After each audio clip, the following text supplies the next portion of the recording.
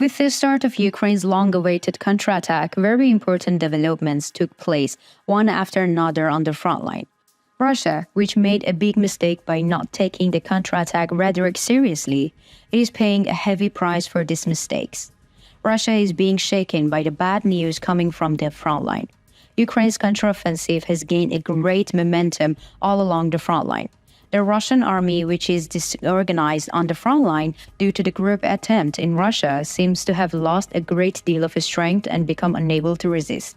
So what are the latest developments? Let's examine them together on the map. You can subscribe to our channel and turn on notifications so that you don't miss the Pioneer's daily detailed map reports and analysis of Russia-Ukraine war. You can also click the Join button to access Join subscriber exclusive content.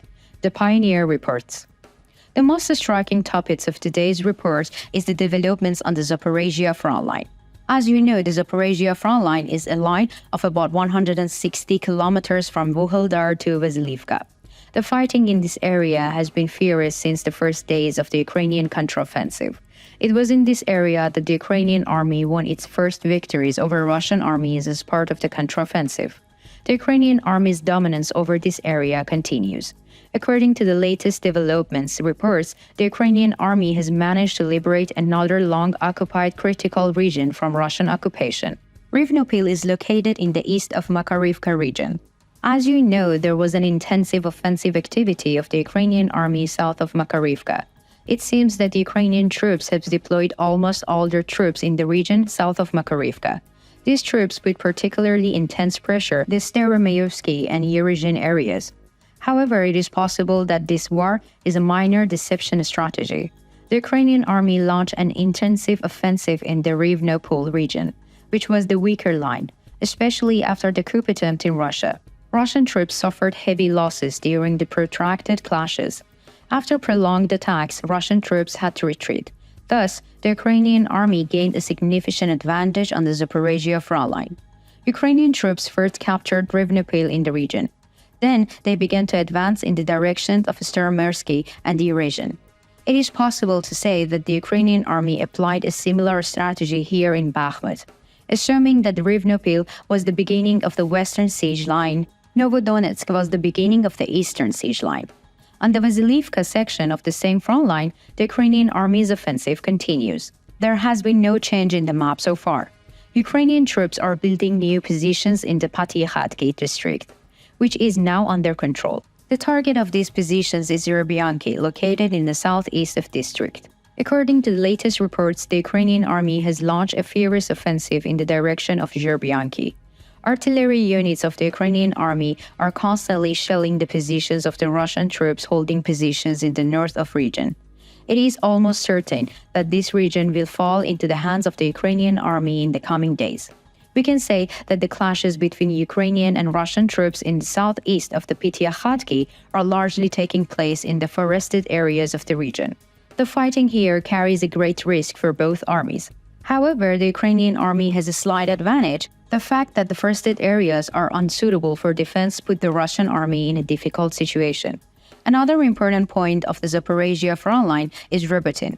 As you know, Robotyne was one of the most important targets of the Ukrainian army, especially in the north of region. There were hot clashes between Ukrainian troops and the Russian troops. According to the latest reports, it is seen that Ukrainian troops have gained control between 500 meters and 1,000 meters on the outskirts of the region. The Robotyne region is of a vital importance for the Ukrainian army. It is located in the middle of main points of the Zaporizhia front line, namely Vuhledar and Vasylivka. The Ukrainian army's capture of the area would mean the disintegration of Russian defense. Now let's take a look at the southernmost part of the war. We have already reported on the developments in the eastern part of the Kherson region. The Ukrainian army managed to cross a major critical threshold. Antonivsky Bridge was this critical threshold. The information about the Ukrainian army's dominance east of Antonivsky Bridge was initially announced only as a claim. However, Russian sources also confirmed that the Antonivsky Bridge had fallen under the control of Ukrainian troops. The Ukrainian army has thus gained a very important position on the eastern bank of Dnieper River. As you can see on the map, the eastern bank of the Antonivsky Bridge is very close to the Crimean Peninsula, which is the main target of the Ukrainian army.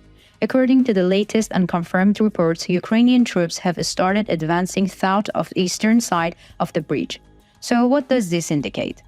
By continuing on this route, the Ukrainian army may soon capture the city of Oleshki. As you know, the delta islets around the city of Oleshki prevented Russia from forming a defense line. However, this is not the case for the Ukrainian army. With the capture of the city by the Ukrainian army, we can say that it will dominate and the important area that will protect the Kherson region. In addition, the Ukrainian domination to be established here shows that the Russian army will be forced to withdraw in the direction of the Crimean Peninsula. Thus, the Ukrainian army will have the opportunity to squeeze and destroy the Russian army on the Crimean Peninsula. When we look at the northern line, we witness that there has been no major change in recent days. The most striking area on the northern front is the Bakhmut line again. As you know, the Ukrainian army gained a great advantage when some of the Russian troops in Bakhmut went to Russia as a reserve force due to the coup attempt in Russia. The Ukrainian army made a good use of this opportunity and carried out critical operations on the southern siege line, which was an important part of the operation to encircle Bakhmut. Most of these operations took place in Klishtinivki region. The Ukrainian army gained a significant advantage on the eastern borders of the region. According to local reports, clashes between the Ukrainian army and the Russian army continue unabated in the region. In the coming days, we may witness the city of Klishchivka coming under Ukrainian control. In the north of Bakhmut, the struggle between the two armies continues unabated. Ukrainian troops have increased their operations around Berkhivka in recent days.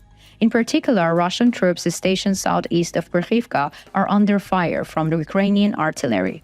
It is possible that in the coming days we will see more violent attacks of the Ukrainian army in the direction of Yahidny.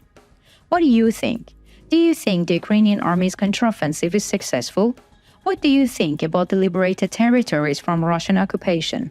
Do you think the Ukrainian army will be able to maintain this success consistently? What is your opinion about the developments east of Dnieper River? Do you think the Ukrainian army is closer to its goal in Crimea? Will the Russian army be able to resist the counteroffensive? We value your opinions. Please share them with us.